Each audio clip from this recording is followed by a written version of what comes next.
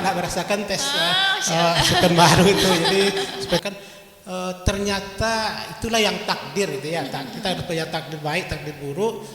Dengan kendala itu makanya cepat berhasilnya gitu ya. Kalau tidak ada kendala mungkin jadi lama. Ya. Wah, kita harus patuh pada orang tua, berbakti pada orang tua itu salah satu yang paling sangat penting. Iya, dengan keluarga lain juga gitu kan.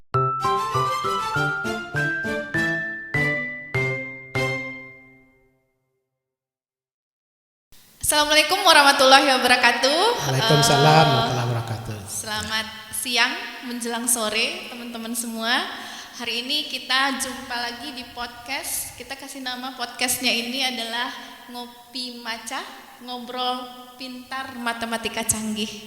Hari ini narasumber inspiratif kita adalah Bapak Profesor Dr. Yerizon MSI. Selamat siang Pak. Siang. Ya. Mungkin teman-teman dan rekan-rekan mahasiswa, kolega-kolega semua sudah tahu dengan Bapak juga ya. Iya, kita akan ngobrol santai sama Bapak hari ini. Mungkin Pak, kita akan menanya-nanya ke Bapak tentang beberapa hal gitu. Nanti Bapak bisa menjawab sambil memberikan informasi kepada rekan-rekan semua.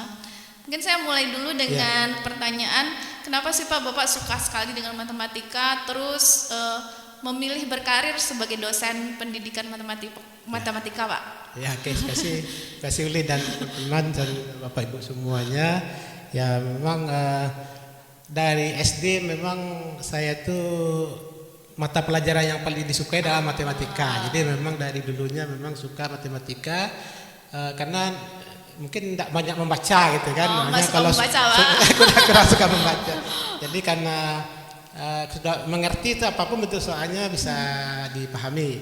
Jadi dari SD sudah senang bagaimana menambah, mengurang gitu sampai dan pas SMA pun nilai yang paling tinggi di NEM itu matematika gitu. Jadi karena begitu menyukai matematika gitu.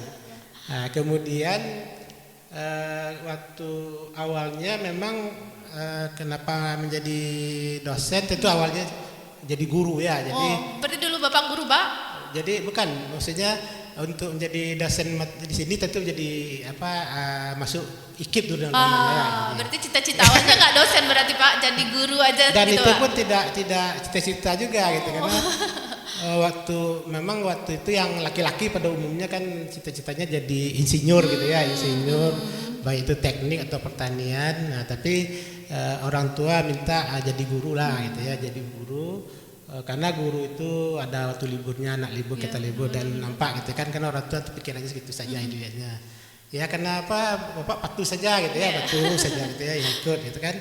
Lalu dapatlah undangan ke jurusan matematika. Berarti Bapak masuk matematika?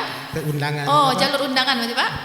PMDK namanya dulu rasanya ya, PMDK. Berarti nggak ikut tes? Nggak merasakan tes sepen baru itu. Jadi seperti bagaimana sulitnya tes nggak ikut. Jadi setelah masuk ke IKIP namanya dulu tahun 87 ya. 7. Berarti UNP sekarang Pak di IKIP? Dulu kan IKIP namanya.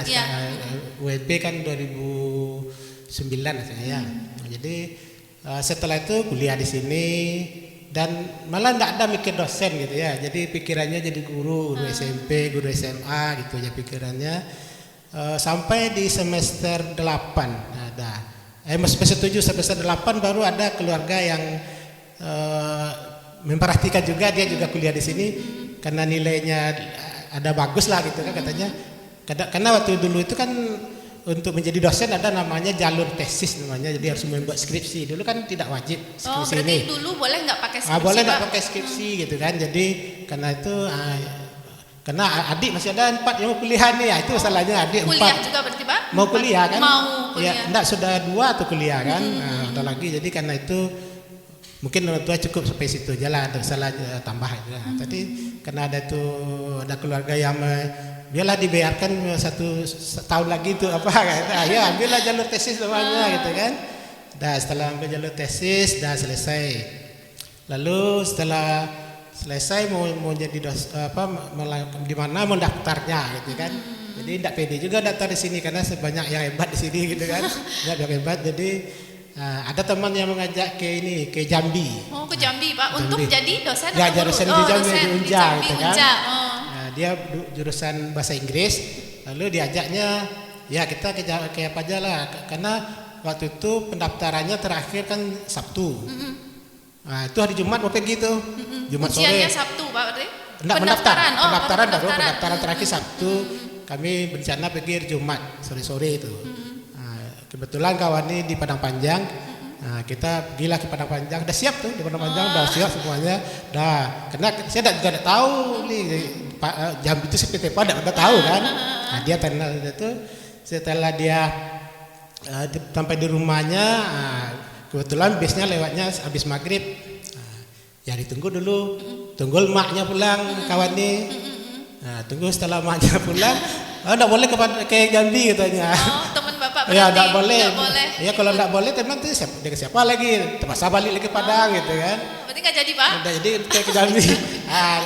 Daftar lagi di sini gitu kan. Nah, ujian tuh ada ujiannya berapa kali itu? Ada sebulan itu ujiannya, ada ujian wawancara ketua jurusan dengan wakil dekan, dengan wakil rektor, banyak caranya, ujian bahasa Inggris, ujian IQ. Lalu setelah itu ada Pak Hendra waktu itu, Bu Nono dan yang lain-lain juga ikut. Lalu pas pengumuman tidak berani juga nengok kan, karena juga tidak terlalu yakin gitu kan. Yakin ya, Pak, tapi ternyata adik yang menengok kan, kan lulus alhamdulillah gitu kan. Nah, jadi dari situ baru saya yakin bahwa itulah hikmahnya patuh ke orang tua gitu ya. Mungkin itulah makanya selalu nasihati ke mahasiswa kita harus patuh ke orang tua. Padahal kan sebenarnya enggak itu ya. Tidak, kita enggak ingin, tapi karena orang tua kita patuh, itu kita akhirnya kita sukses akhirnya ya, Pak. jadi guru juga, akhirnya guru besar gitu kan. Guru besar, Masya Allah. Jadi selalu itulah ya, jadi kita itulah mungkin nasihat yang paling selalu saya apakan ke mahasiswa dan ke siapapun, patuh ke orang tua. Selalu ya. ke orang tua ya, Pak. Jadi dosenlah di sini sampai sekarang gitu sampai kan. Sekarang, iya. Berarti sekarang Bapak sudah di jenjang akademik tertinggi, guru besar ya, Pak. Iya. Nah, kita mau tanya-tanya nih rekan-rekan, bagaimana perjalanan Bapak hingga sampai ke titik menjadi seorang guru besar? Mungkin Bapak punya cerita-cerita inspiratif. Mungkin kita akan mengulik dan meminta Bapak menceritakan apa sih yang Bapak lakukan sehingga bisa menjadi seorang guru besar seperti yang sekarang ini gitu, Pak.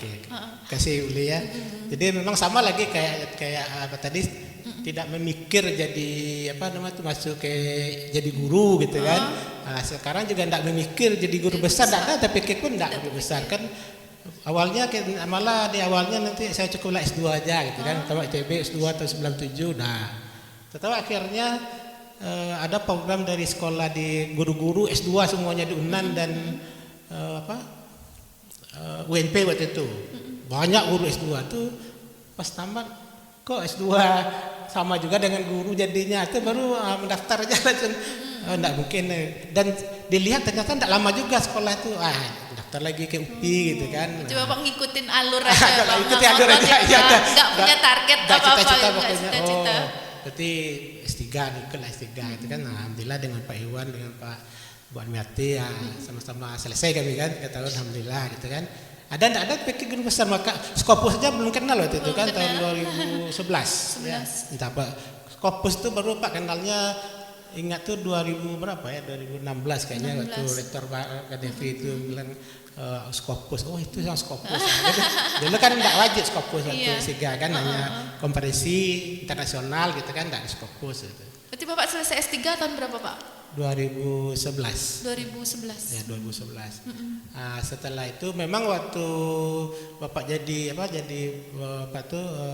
dosen, memang karena hak kita sebenarnya kan naik pangkat. Jadi memang Bapak dengan Pak Hendra waktu itu memang kami berlomba naik pangkat sekali 2 tahun itu kan naik pangkatnya. Sampai dari 2 tahun, asisten ahli, asisten sampai 4A itu ya, direktur kepala itu rasanya 2 tahun gitu. Pas 2 tahun pas Pak. 2 tahun sekolah.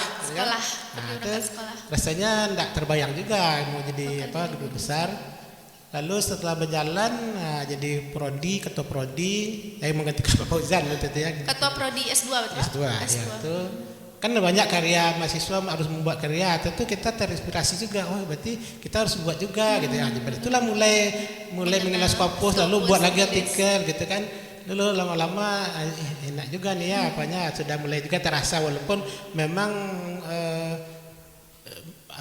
perlu konsentrasi tinggi gitu ya. Jadi memang kalau kita tidak berniat, tidak serius betul, nggak usah gitu Pak. Tidak susah kalau buat artikel itu memang lama prosesnya kan.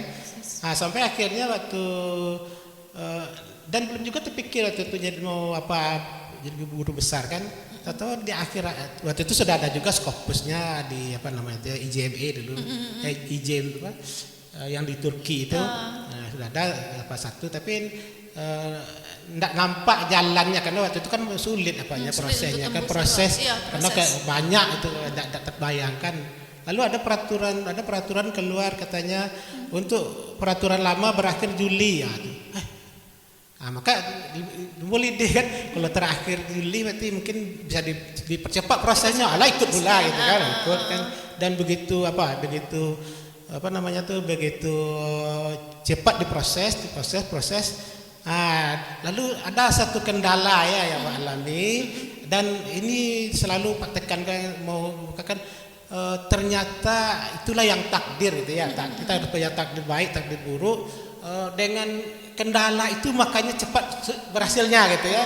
Kalau tidak ada kendala mungkin jadi lama ya, gitu ya. Nah, jadi waktu itu ada satu kesalahan sehingga tidak memenuhi syarat gitu kan. Oh berarti di awal-awal Bapak belum memenuhi syarat gitu kan. Dan memenuhi syarat itu Bapak kira memang tidak tapi ternyata ada kesalahan miskonsepsi dari ada pihak tertentu lah, pokoknya disebut pihak tertentu. Lalu Bapak meyakinkan ini pasti ada hikmahnya. Maka hikmah ini yang selalu Bapak tekankan, jangan sekali menyalahkan kejadian gitu kan. Karena pasti ada hikmahnya ya. Ada dua mungkin hikmah itu bisa kita lebih baik dari itu, atau karena memang akibat kerja kita yang tidak bagus sebelumnya. Jadi ada dua itu ya. Karena dalam surat itu kan dikatakan kalau kita berbuat baik berarti kita berbuat baik untuk diri kita. Kalau kita berbuat jahat, kejahatan itu kembali ke kita. Jadi sebenarnya cerminan kerja kita gitu. Itu yang Pak selalu pahami dan yakin sampai saat ini. Ini kalau apa salah ya, kalau tidak ada pasti ada hikmahnya. Ternyata dengan ada masalah itu dia tertunda. Ternyata yang Scopus selama discontinue, yang baru masuk, gitu. Pas bulan itu juga gitu ya. Jadi ada di jurnal UJER, Universitas Jurnal itu kan, keluar dia, masuk Scopus dia gitu kan. Dengan itulah jadinya gitu. Jadi itu mungkin hikmahnya ya Pak dari yang tadi. Itu hikmah terlambat itu. Jadi ternyata makanya Pak jangan sekali menyalahkan orang, karena itu ada hikmah di balik itu.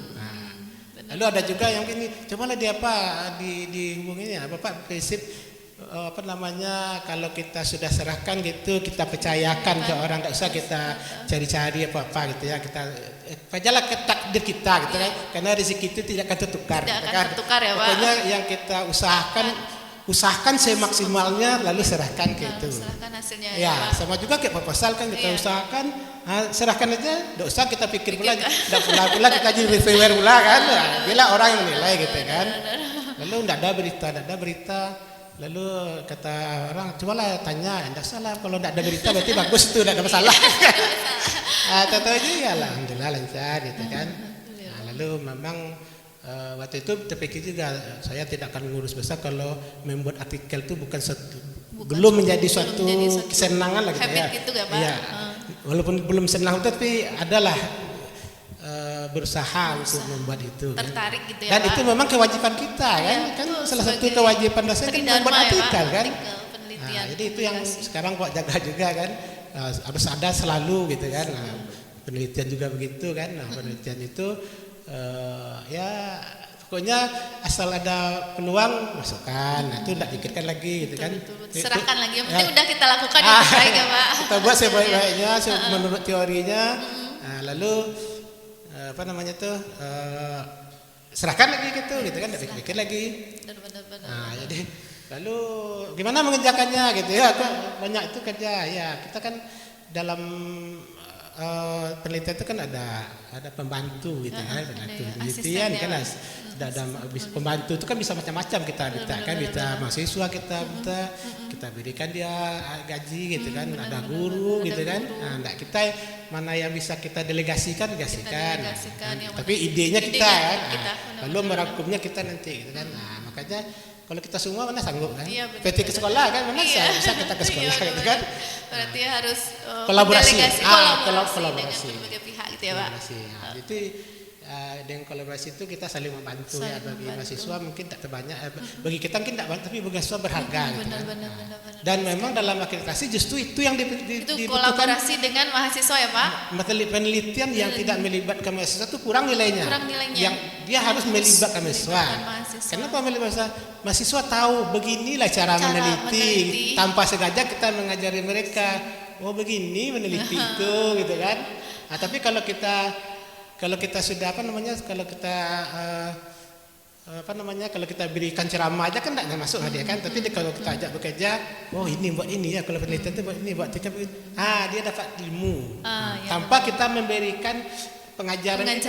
Memberikan pengalaman langsung gitu ya. Pengalaman langsung. Nah, jadi bukan kita kan ada juga kan, kenapa mahasiswa disuruh, kita yang punya, bukan itu kan. Justru di akreditasi itu yang melibatkan mahasiswa ini yang tinggi nilainya. Ya, benar. Karena mereka belajar dari situ. Nanti jadi peneliti pula dia kan. Nah, itu yang harus kita lakukan ya. Okay. Kemudian Bapak sekarang ini Kaprodi ya Pak, Kaprodi S2, kemudian banyak publikasi, kemudian apalagi penelitian Bapak juga menang terus gitu, lolos terus ya Pak. Nah itu semua kan kalau bagi saya nih dosen yang masih muda, newbie, itu kayak kesulitan gitu Pak, mengatur waktu, mengatur schedule-nya, dan terlihat seperti panik terus gitu. Tapi kalau lihat Bapak tuh kayak tenang. Itu apa sih Pak tips dan triksnya supaya bisa terlihat tenang dengan hiruk pikuk semua pekerjaan di jurusan ini Pak? Ya mungkin bukan kelihatannya mungkin kelihatannya tenang, enggak sibuk gitu kan. Ya tapi memang kita harus memikirkan mana yang penting, mana yang seperti di Kaprodi misalnya kan kita punya apa namanya tuh yang berat itu kan akreditasi ya Pak. Itu kan sudah ada panduannya, instrumennya ini, data dukungnya ini. Kita kan sudah bisa data dukung tentang penelitian. Setiap ada penelitian kita masukkan ke dalam kita kan. Lalu ada publikasi ya masuk dia. Lalu HKI masuk dia. Lalu apa lagi? Ada kegiatan ilmiah lain masuk dia kan. Nah, nanti kan merangkum aja sebenarnya. Berarti administratif di awal itu penting ya Pak? Itu dari awal itu kita data sehingga kan tidak sama kan tinggal ngumpulkan nanti kan, ngumpulkan susun narasinya kan. Narasi itu pun ya tidak pula diakreditasi kan tidak pula penting terlalu apa narasi kan. Pokoknya datanya ada kan. Terkumpul semua gitu ya Pak. Kemudian dalam penelitian misalnya seperti tadi kan, kita ajak mahasiswa ada apa dengan itu mereka terbantu gitu kan, terbantu dia memberikan pengalaman ya Pak. Pengalaman banyak dia yang apa itu ya. Dan jangan kita membuat seperti Pak bilang tadi, kita berusaha semaksimalnya, setelah itu kita terima hasilnya, inilah hasilnya. Kita serahkan. Kalau itu ya kalau kita kan kepala takdir tadi kan, kalau bagus ya itulah apa kita gitu. Penting kita hanya berusaha kan. Sama juga kita mendidik mahasiswa, kita sudah menjelaskan bagus-bagus gitu misalnya kan. Ya kan tugas kita menjelaskan yang sebaik-baiknya, menggunakan media. Mereka paham tak paham itu tergantung amal mereka pula, bukan kalau orang yang suka melawan ke guru, suka melawan ke orang tua, tidak akan dapat dia, walaupun metode apapun gitu. Walaupun cerdas juga ya Pak. Jadi memang kembali ke tadi, kita hanya berusaha semaksimal dengan metode yang sebaik-baiknya, lalu kita dinikmati gitu kan.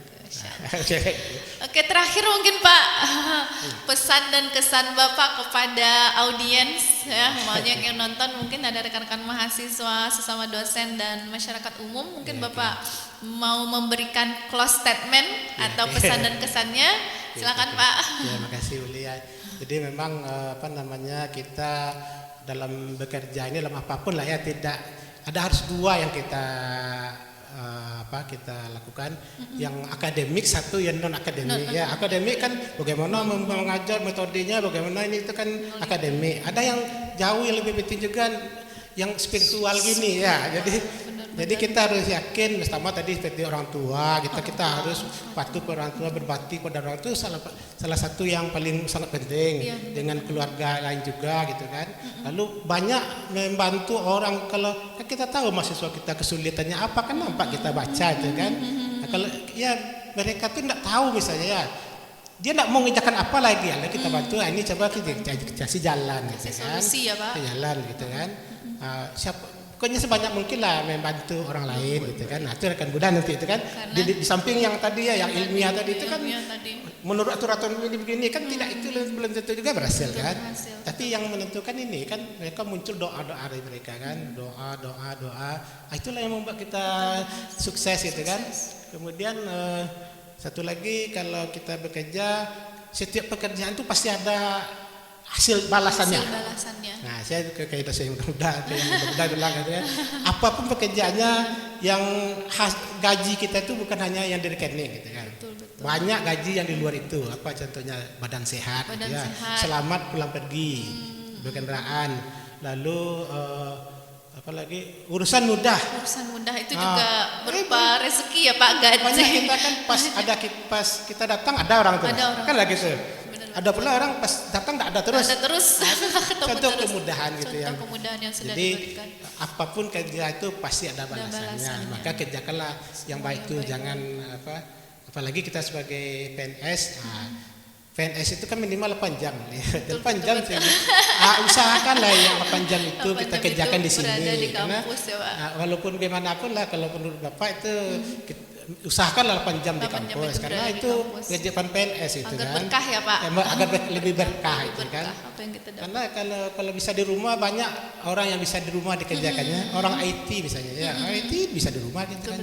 Tapi dia harus ke sini juga. Iya benar. Nah, itu menurut Bapak ya. Kalau ini demi meningkatkan berkah. Berkah dari apa yang dan kita terima. Mahasiswa pun mencari kita kan pasti kalau tak di sini kan dia mencari kita tidak ada kan. Iya, benar. Tapi kalau kita ada di sini, pas dia cari ada kita. Kan itu salah satu membantu mereka juga. Untuk kebaikan yang kita lakukan. Itu muncul lagi doa kan, doa. Mungkin itu yang saran-saran yang Bapak selalu mengingatkan itu ya, karena itulah yang sebenarnya tidak nampak tapi sangat menentukan dalam berbagai hal gitu. Mungkin kita jauh ya. Insya Allah ya teman-teman semua. Pesan-pesan yang sangat menginspirasi kita ya. Mungkin itu dulu untuk narasumber inspiratif kita hari ini. Kita akan minta mungkin nanti narasumber lain untuk percakapan di Ngopi Maca, Ngobrol Pintar Matematika Canggih. Untuk hari ini semoga teman-teman bisa memetik hikmah dan saran-saran dari Bapak ya Pak. Terima kasih ya Pak. Ya, sama-sama. Oke. Assalamualaikum warahmatullahi wabarakatuh. Waalaikumsalam warahmatullahi wabarakatuh.